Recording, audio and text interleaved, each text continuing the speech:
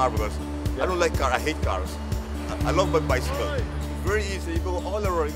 All my shopping's in my in my fietstassen. How much does that weigh, do you think? Well, I think 20 kilos. Well, distances are short, so that makes it very easy. And especially here in the town, it's easier by bike than by car, so a lot easier actually.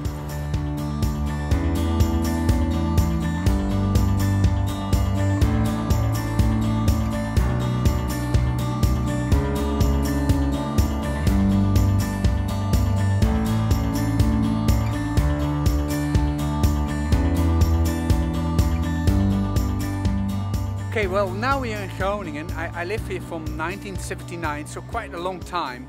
It's a town with 190,000 inhabitants, and 50,000 of all the people here are students.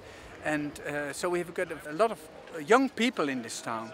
This is, or was, a fortress town for 1,000 years.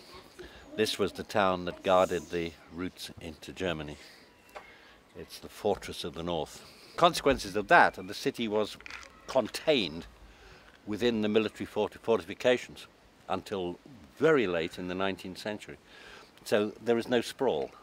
It didn't expand outwards, which meant, of course, that now we say, hey, we've got a wonderful compact city and we can reach everything by foot or bicycle or whatever. Well, in 1972, Groningen get a left-wing local government, and that's the start of I think the bicycle culture. A small group of young, enthusiastic, left-wing ideological people and said, right, we're going to change everything radically. And one of the things they picked on was transport.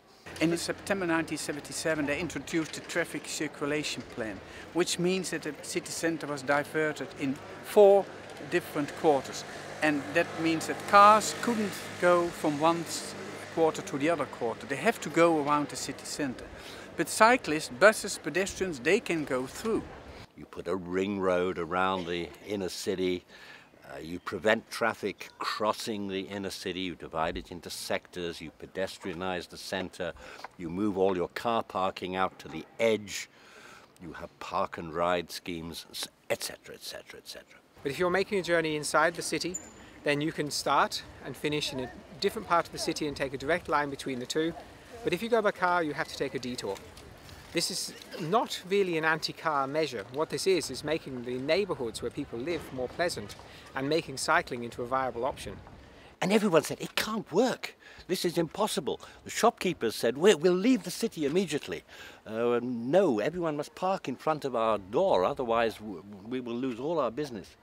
And then, wonder of wonders, the world didn't collapse. The shops didn't leave the city. The police found, yes, people could learn how to handle this plan. People adapted to it. And that was, as I say, 1977. In the last couple of years, the area of calming traffic has increased. So nowadays, it's just normal that you go on the bike to the city centre.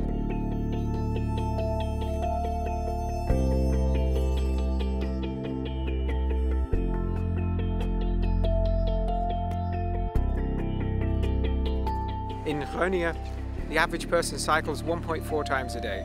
Okay, so that's how it goes. 10 times a week, people ride a bike somewhere.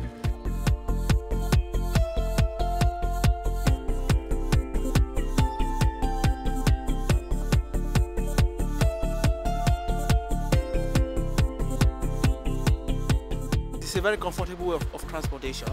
Above everything, it's very, very economical. So you don't have to pay for buses or trains.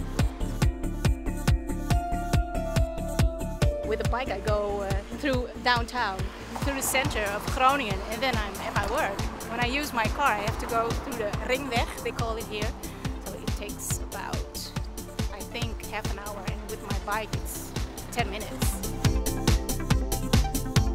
You need your bike here definitely, because you needed to go to university, you needed to go to party. You can transport everything on the bike, so you see people here riding like, you can even transport the fridge if you want to. Then you put the fridge on the back of the bike and you just push the bike, but it will bring it somewhere somehow.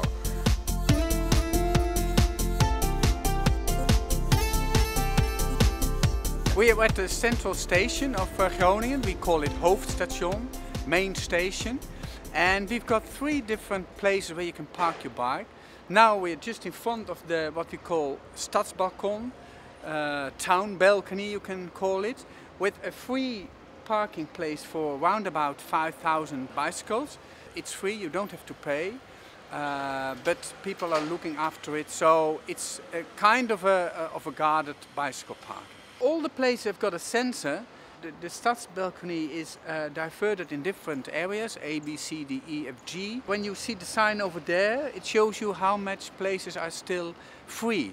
But the one over here on the right hand side, that's the formal bicycle parking, which is a guarded one.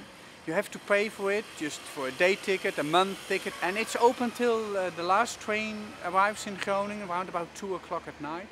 And then we farther back we've got what we call a bicycle flat, which is free, but is nobody who looks after it. And on the south side of the station, there are also parking places. So the total amount of bike parking facilities is around about 10,000. And in the weekend, it's all full. That's an OV-fiets. That's the shared bicycle system in the Netherlands. And you can pick up those bicycles at, I think it's 340 stations now around the country. And so it's probably the biggest bike share system in the world now. It's intended for people who've used public transport. So the idea is that if you have cycled to the railway station in your own town, and then you've taken the train, and then you can use one of these bikes at the other end as the other part of your commute.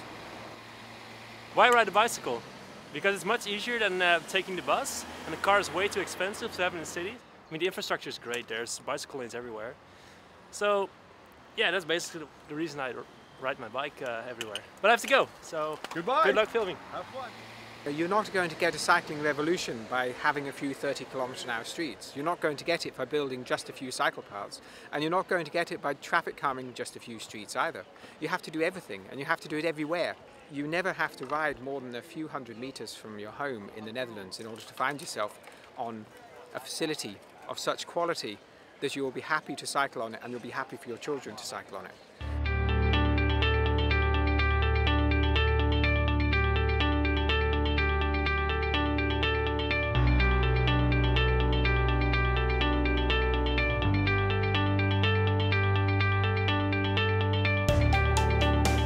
Try to make new areas around the town within a boundary of say 5 till 7 kilometers, and not that we've spread all the new areas far away from the town center. Out of a point of a compact city and the mobility aspects, it's much better taking the bike or walk into the town instead of using the car. And this bridge is one of the projects which give you the opportunity to use the bike or go on your feet to the shops which are on the other side. So it's a very easy and quickest way to go from the new area over here and to go to the area down there. Not using your car, but go on the bike. Employers must submit to the local authority a plan, a scheme, a set of ideas. What are they doing in order to encourage their employees not to use motor cars? And this can come in all sorts of forms. It could be they do no more than put in some covered bike parking and some showers or lockers. But some places have offered free public transport, others have offered a bonus to people that say they're not using their motor cars. So the idea is to discourage parking. This IKEA is one of the largest in the world. It's the largest this side of Berlin. So there is also a lot of car parking. But the cycle parking here is still quite generous. Here you can see there's a special cycle path just right into the entrance. We go straight on and we cycle just right into the shop. Although it's summer, as you can see how much people are using the bike going to the IKEA. So I presume that maybe in the next couple of years they will put some more. This is the parking place for the employments of IKEA. And you can see that most of them are coming on the bike and use the bike place to park their bike. Yeah, I think it's great. Because one, you save room for the customer because we don't park there. And if you have a private stelling place, it encourages people to go on their bike. It's quite common to see students moving house with these, because there were 50,000 students in Groningen, and you can hire these for just $2.50 an hour, and so people will hire one of these to move house. So you'll see students riding through the town with all of their worldly goods on the backfeeds. We're growing up with the bicycle. When you are 3 years old in Holland, you learn how to bike. And it's easy, you are quick everywhere. I used to go on bicycle. It's cheap, it's good for the health, for your movement, and handy. Yeah. Greetings, bye. In the car you're always alone, and on the bike it's funny, you interact with other people. On the street you talk, you laugh, you can even study for an exam on the way to the campus if it's necessary. You can go all around with the bicycle. You can go there, you can go there. With car you can't do that. You can't park here, you can't park here, or you can get fined for police, yeah? Oh, it's an oar. So one thing you'll find that's very apparent when you're here is that it is almost completely silent. This is the quietest city that I've ever ridden a bike in or been in. For example, this street, you could stand in the roadway for minutes at a time without seeing a car. The reason why it's pleasant to cycle here is because the infrastructure removes conflicts. And so you don't have people cycling in close proximity to fast cars or large trucks, not terribly often anyway. We have to have deliveries to a centre like this, but we don't have through traffic in a place like this. And so this is relatively peaceful. And by having the street as a street mainly for bicycles, as this is, we have enormous numbers of people using the street and able to get to the shops. We can make the whole place look more attractive. So the first thing you see when you come out of the train station is this massive bike parking structure. The taxi stand is located away from the front of the station. Over there, that very small parking lot, that's where you can get a taxi. You don't have taxis jostling for customers. If you want a taxi, you have to go and seek it out. Okay, well, we are here in the northwestern part of Groningen, the Korrewegwijk. It's built in the 1930s, and behind me you will see the canal, which is the Van Starkenborgh Canal. It's the canal which leads from Amsterdam to Germany. So it's an important canal. A lot of ships are here the whole day and the whole night. It's open 24 hours, 6 days a week. Behind here is a suburb area with a lot of young people, with young children. They all have to go to work, go to school. They have to pass the bridge. 13,000 cyclists each day will pass this bridge. It's an old bridge, it's a swing bridge. It will open sometimes 10 minutes, so it will take a long time when you can pass. That means that we have made these separate bridges which you can use when the bridge is open. So you never can say when you have to go to school, well, I'm late because the bridge was open. It gives you options. Some people will wait, some people take the bridges just behind the swing bridge. In the morning hour, you might see that a lot of people will use the separate bridge to go to their work. But when you go home and you think, well, I've been working for a long day, I will wait.